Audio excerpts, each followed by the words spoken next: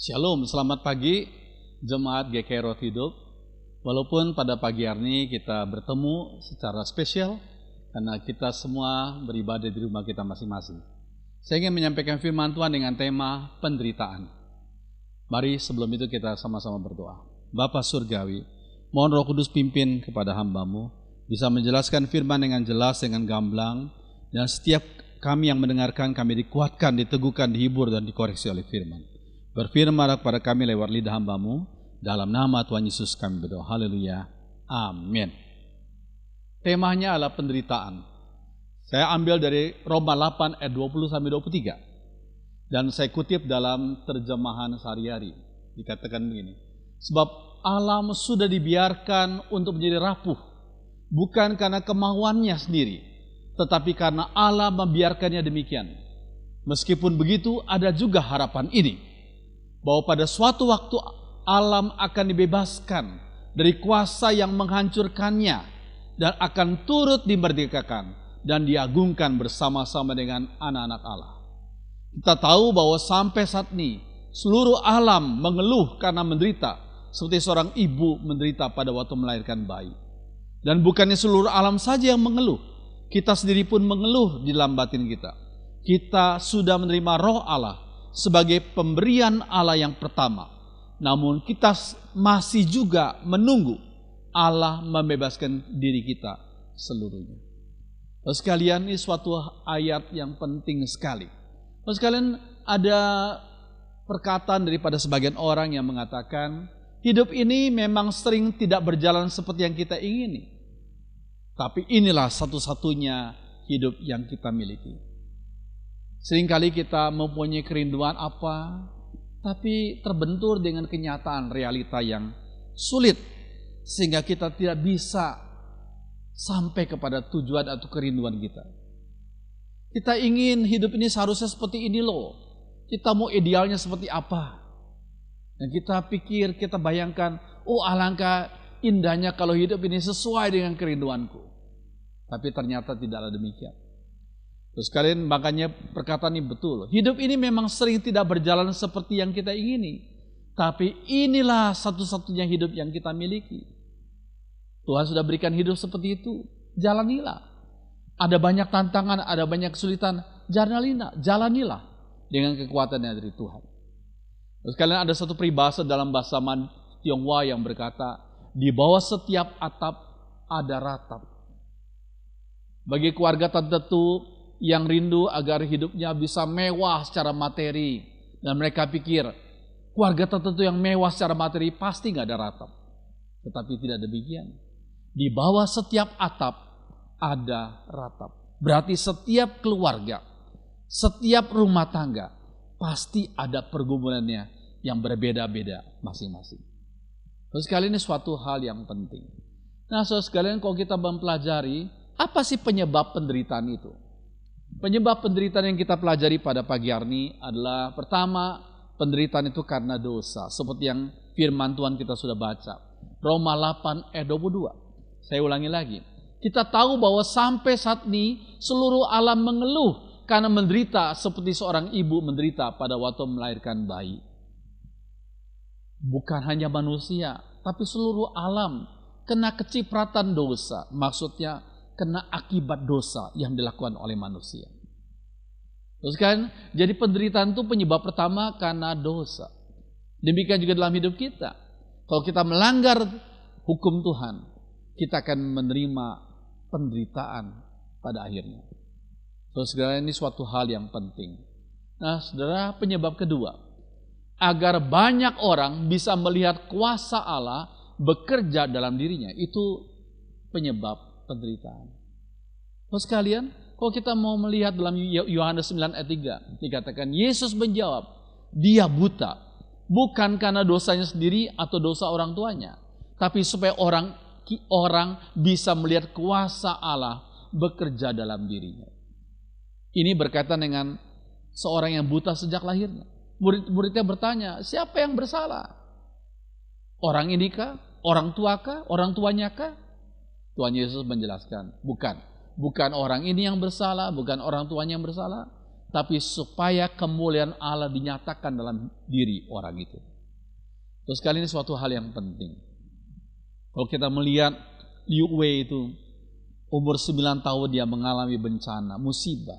Dia kesetrum dengan satu aliran listrik yang kuat yang mengakibatkan dia tidak bisa menggunakan kedua tangannya lagi. Dia kehilangan tangannya.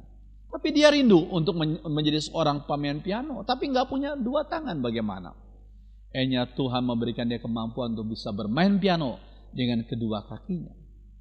Bukankah bermain piano tidaklah mudah? Itu dengan tangan, apalagi dengan kaki. Sungguh-sungguh tidak mudah.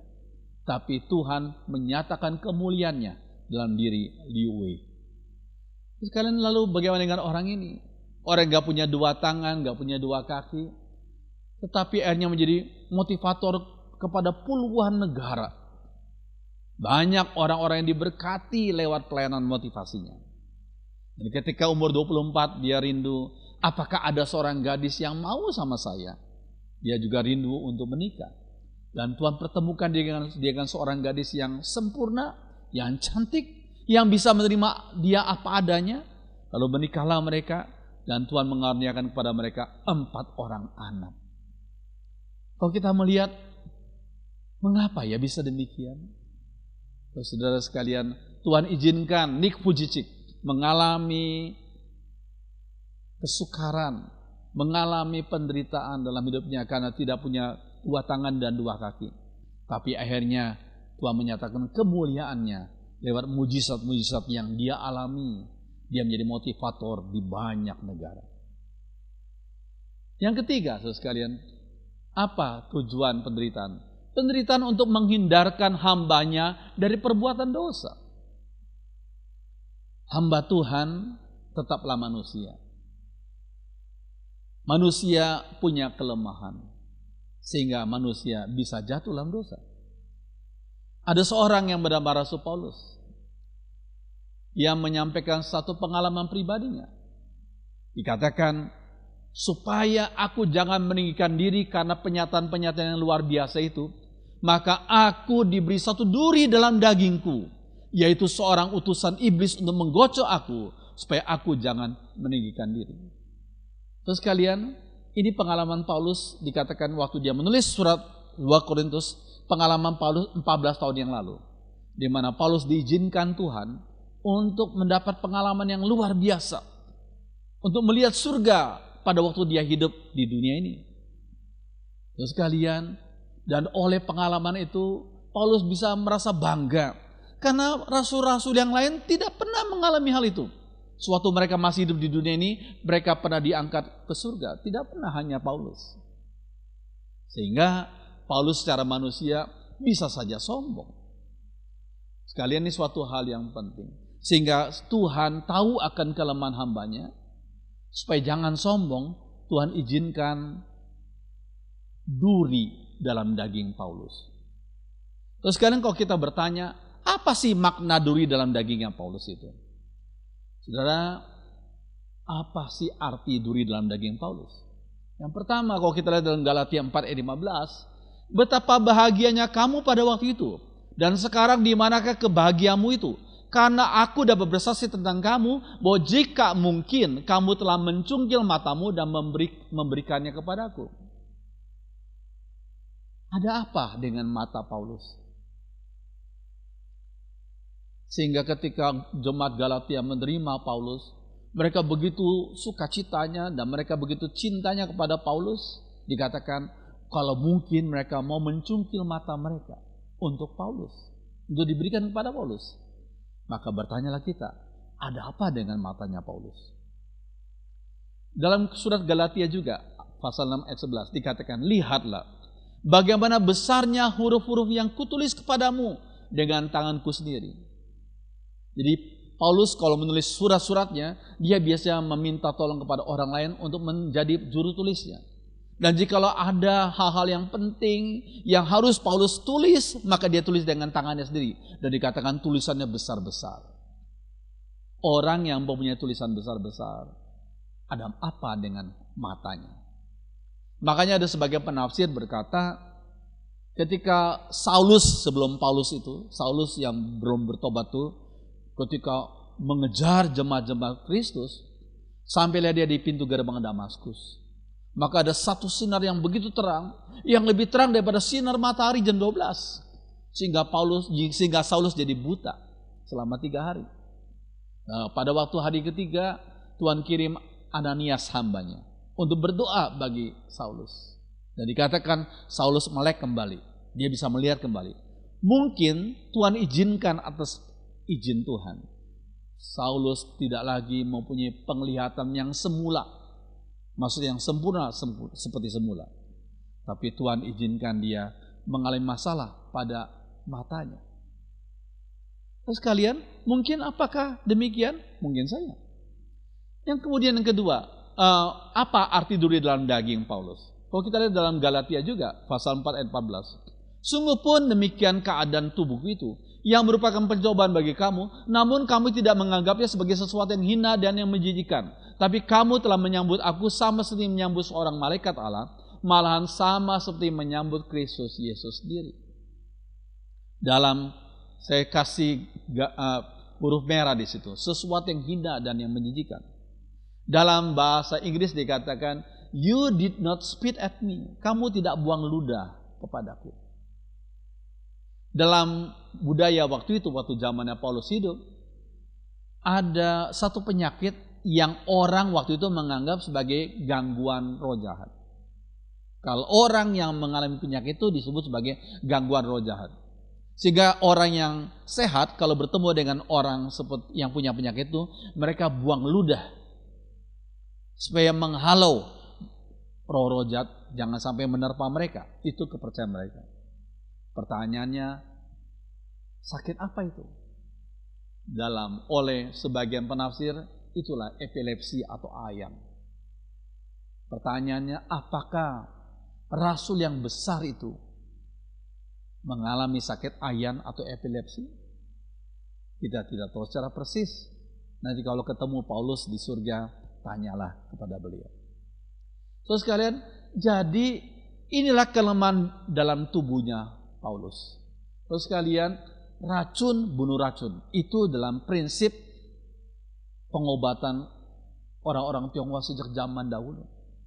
Kalau orang satu kali berjalan di hutan rimba, lalu orang yang paling belakang tuh dipatuk ular yang berbisa. Maka kakak pembimbingnya melihat adik bimbingannya dipatuk ular yang berbisa. Maka cepat-cepat ini kakak pimpin cari satu macam atau satu jenis pohon yang beracun sebenarnya. Yang pahit, yang beracun. Kemudian pohon yang menjalar itu dipatahkan, kemudian dikasih kepada orang yang kepatuk ular itu. Nih makan. Kemudian orang yang kepatuk ular berkata, ini kan racun. Lalu kakak pembimbingnya berkata, makan. Kalau kamu tidak mau makan pohon ini, kamu akan mati oleh bisa ular. Sebab racun dari pohon itu akan membunuh racun dari bisa ular. Itu namanya racun bunuh racun. Terus kan maksudnya apa dari bagian ini? Kelemahan tubuh Paulus yang Tuhan diizinkan Tuhan untuk membunuh dalam tanda kutip kesombongan yang mungkin Paulus akan ada pada hatinya. Karena dia sudah mengalami pengalaman yang luar biasa itu. Terus ini suatu hal yang penting. Nah, yang berikutnya. Manusia di seluruh dunia sekarang ini sedang diajar untuk rendah hati. Bangsa yang hebat sekalipun teknologinya sekarang tidak boleh lagi menyombongkan diri. Sebab bukan musuh yang besar yang mereka sedang hadapi. Tapi musuh yang kecil. Yang tidak bisa dilihat oleh mata. Ukuran virus itu sangat-sangat kecil. Mungkin saudara mau tahu ukuran virus itu di zoom itu sebesar apa sebenarnya yang aslinya. Seorang harus membagi 1 mm pada penggaris menjadi 1.000.000 bagian untuk mengukurnya. Itulah ukuran virus. Jadi kalau mau melihat virus itu harus pakai mikroskop elektron. Untuk bisa melihat ukuran virus. Lebih kecil daripada bakteri. Dan ini menjadi musuh bangsa-bangsa di dunia sekarang ini. Sehingga manusia harus merendahkan diri di hadapan Tuhan, gak boleh sombong. Karena kita alam manusia yang lemah adanya. Terus ini suatu hal yang penting. Nah, yang berikutnya, penderitaan menghasilkan banyak hikmah hidup. Kalau kita lihat dalam Roma 5 ayat 3-5 dikatakan penderitaan menghasilkan ketekunan. Orang kalau belajar dari kecil diajar untuk tekun, diajar oleh orang tuanya untuk mungkin mengalami pengalaman hidup yang kita anggap menderita. Tapi itu menghasilkan ketekunan. Ketekunan menghasilkan tahan uji. Tahan uji menghasilkan pengharapan. Ya. Dan kalau sudah menghasilkan pengharapan, pengharapan dalam Kristus itu bukan pengharapan yang kosong, pengharapan yang kekal dan iya dan amin. Terus sekalian, pengharapan itu tidak mengecewakan. Ini suatu hal yang penting sekali. Nah, saudara sekalian, kita orang Kristen belajar tentang makna penderitaan. Bukan berarti orang Kristen menjadi orang-orang masosis. Masosis artinya apa secara kejiwaan? Adalah orang yang memang mencari penderitaan. Sebab dalam penderitaan itu mereka menikmati kenikmatan itu. Tidak, itu masosis, itu tidak normal. Ya, orang seperti masosis seperti gini. Ya, orang yang sengaja tindih di mukanya sampai lidahnya, ini kan jadi aneh sekali, ya aneh sekali. Ini juga spiritual masochism, ya kakinya memang ditancapkan paku, ya ini spiritual masochism. Tidak, orang Kristen bukanlah masosis, tapi orang Kristen diberikan pengajaran yang penting bahwa penderitaan yang Tuhan izinkan kita alami mempunyai hikmah hidup yang luar biasa. Nah, saudara sekalian, yang berikutnya, bagaimana sikap kita terhadap penderitaan? Yang pertama, saudara sekalian, jangan lari. Dengan hikmat dan kekuatan Tuhan, hadapi dan kalahkan itu. Jangan kita lari. Tapi dengan hikmat, kekuatan Tuhan, kita hadapi dan kalahkan itu. Dari mana ayat yang kita dapatkan? Dalam Yohanes 16 ayat 33b dikatakan, dalam dunia kamu menderita penganiayaan, tapi kuatkanlah hatimu, aku telah mengalahkan dunia. Kata penganiayaan itu dalam bahasa aslinya adalah klipsis, yang berarti kesengsaraan atau godaan. Dalam dunia kamu mengalami kesengsaraan, mengalami godaan, tapi kuatkan hatimu, kata Tuhan Yesus. Aku telah mengalahkan dunia. I have overcome the world. Kita sebagai pengikut Kristus, jangan kita lari. Kita minta hikmat kekuatan Tuhan untuk bisa mengalahkan ya penderitaan itu. Terus ini suatu hal yang penting. Orang yang lari itu seperti gini. Coba lari dari kenyataan dengan cara menghisap ya narkoba ini. Nah, saudara coba lihat gambar ini. Ya, ini gambar yang sungguh menyedihkan. Tadinya baik sebelum narkoba, setelah mengkonsumsi narkoba jadi begini. Bagian dalam tubuhnya rusak. Terus kalian, inilah jangan kita lari dari penderitaan. Kalau Tuhan izinkan penderitaan kita alami, kita minta kekuatan, kita minta hikmat. Karena kita dijanjikan Tuhan untuk menang menghadapi itu semua. Nah, sekali ini suatu yang pertama. Itu yang kedua sekalian, jangan melawan hukum Allah. Kalau kita melawan hukum Allah, kita akan mengalami kesulitan dalam hidup. Terus sekarang ambil contoh apa? Dikatakan jangan sesat. Allah tidak membiarkan dirinya dipermainkan. Karena apa yang ditabur orang itu juga yang akan dituainya. Sebab barang siapa menabur dalam dagingnya, ia akan menuai kebinasan dari dagingnya. Tapi barang siapa menabur dalam roh, ia akan menuai hidup yang kekal dari roh itu. Terus ini suatu hal yang penting. Jangan kita menabur dalam daging. Jangan kita hidup menuruti kedagingan kita, mengikuti hawa nafsu kita, sehingga kita melawan hukum-hukum Allah. Saudara lihat gambar ini, gambar yang menjijikan. Tubuh daripada seorang karena dia melanggar hukum Allah, dia tidak setia pada istrinya, ya, akhirnya dia main dengan perempuan lain, ya, dan dia kena penyakit sifilis, ya. Akibatnya begini, seperti demikian yang kita lihat. Ini dikarenakan melanggar atau melawan hukum Allah. Salah satu hukum Allah apa? Kita jangan menajiskan tempat tidur. Ada banyak hukum Allah yang lain dan jangan kita langgar. Yang ketiga, saudara sekalian, jangan menyerah, tapi berusaha dan minta hikmat Tuhan. Jangan kita menyerah.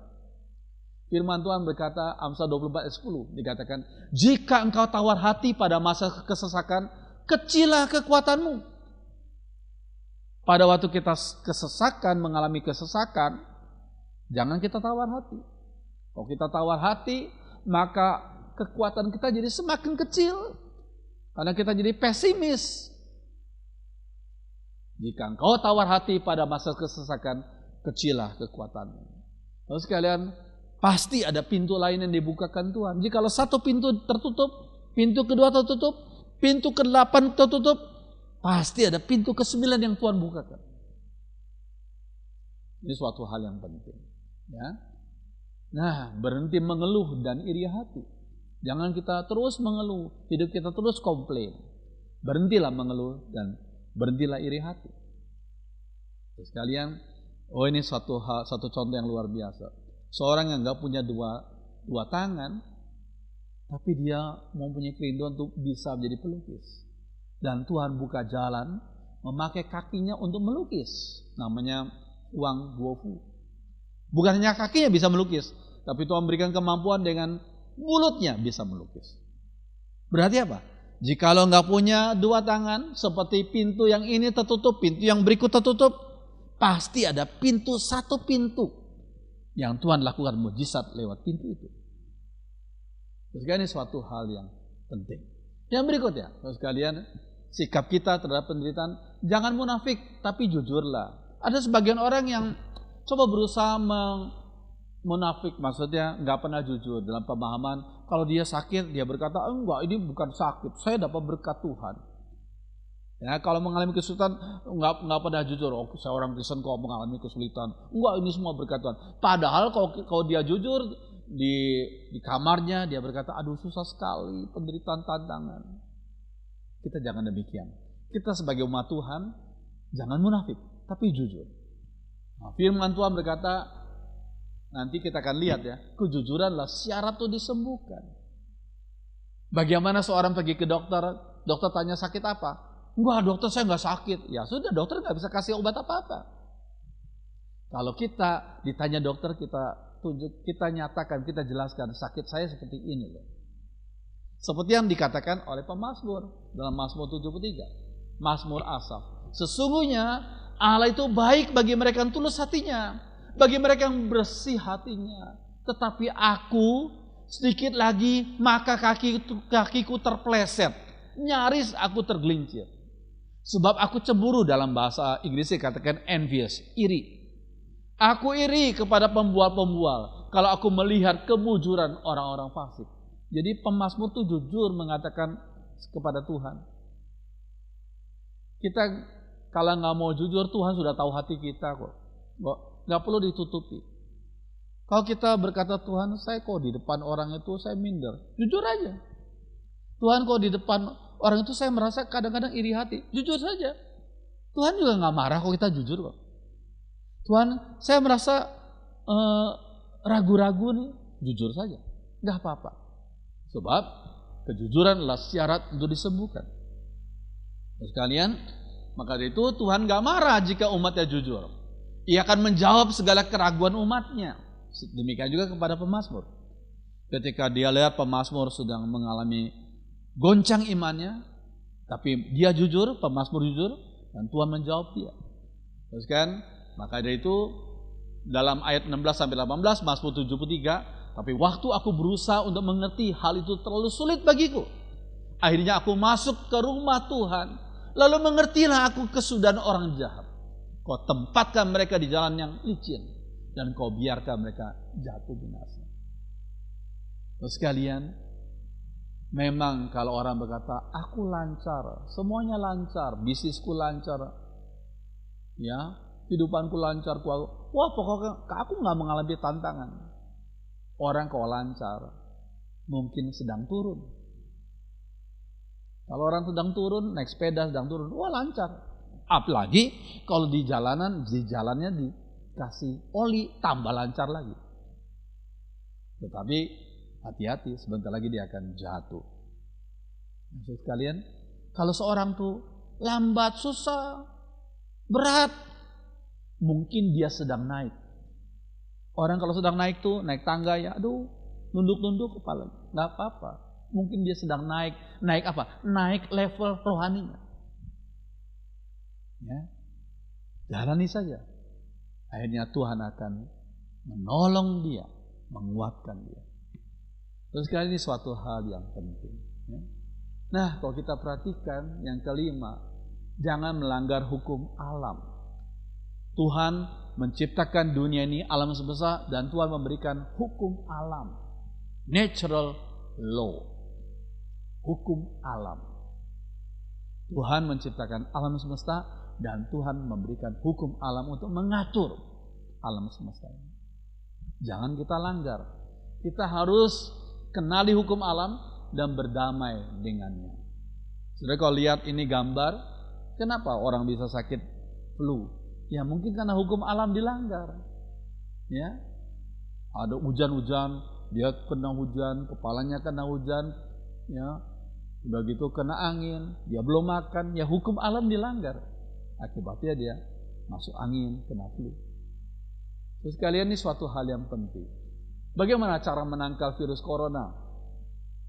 Yang namanya virus itu perlu adanya imunitas dari tubuh kita sendiri. Maka itu salah satu imunitas kita harusnya kita peroleh dengan cara cukup tidur. Kalau kita cukup tidur, maka akan menolong kita untuk mempunyai tubuh yang fit. Yang kedua, saudara sekalian, makan makanan yang bergizi. Makanan bergizi tidak sama dengan mahal.